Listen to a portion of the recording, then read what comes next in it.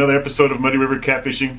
I know you're probably wanting to see me out in the water, and trust me, I want to be out there just as bad, if not worse. I want to be giving you guys some videos of me out there fishing, and trust me, I've got a lot of them planned for this summer and, well, the whole year. So the best I could do for you guys right now is a little picture I got hanging on the wall here. But I wanted to share a little tip with you guys that's really worked for me to become a better fisherman. It's nothing super secret, that it's not the secret bait or anything like that, or the how to find the biggest fish, but it's knowledge, and it's knowledge that you acquire on your own, and that's the best way to do it. That I think you apply yourself, you learn how to fish, you teach yourself how to fish. Of course, you learn from other people and watching YouTube videos, I'm sure, but one of the best things that I've done, every year I'll go and I'll buy me a little notebook, a little spiral notebook like this. And what I do is I document my fishing trips. And it works in a couple of ways. Number one, you get out there, you document what the weather's like, what the fish were biting on, what the water clarity was, the water temperature was, the wind, was it cloudy, was it clear, was it sunny, was it cold, was it raining, snowing. You write all this stuff down. What kind of hook were you using, what kind of bait were you using, what size was the weight, what size of the line were you using. Document everything that you can think of. Write it all down and keep it detailed.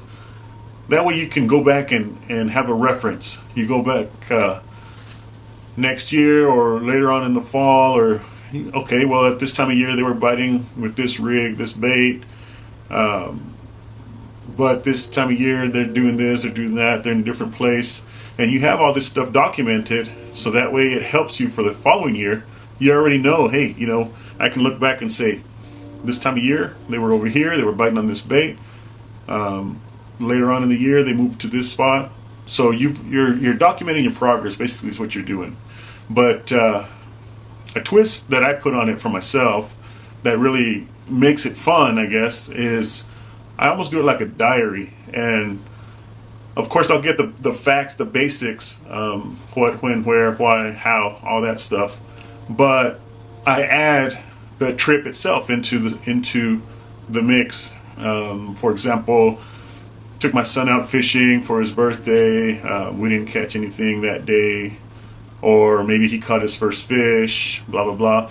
And you're actually writing a story of your fishing adventures, I guess, however you want to call it.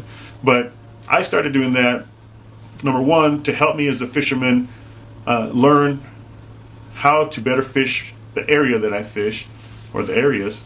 And number two, to write stories of my fishing adventures, and that maybe I could leave something behind, so that my kids, when they're older, they can look back and read Dad's old fishing journals talking about this special spot he found, or they can read when they were 2 or 3 years old how the fishing trip went and what they did and the fun that we had.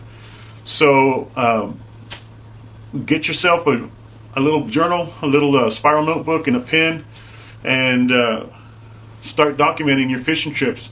One of the things that I do is I'll sit down in the very beginning of the year or at the end of the fishing season, and I'll write down a list of things that I want to try this year, or experiment with, or different techniques, maybe different spots that I want to explore and figure out if they're good or not.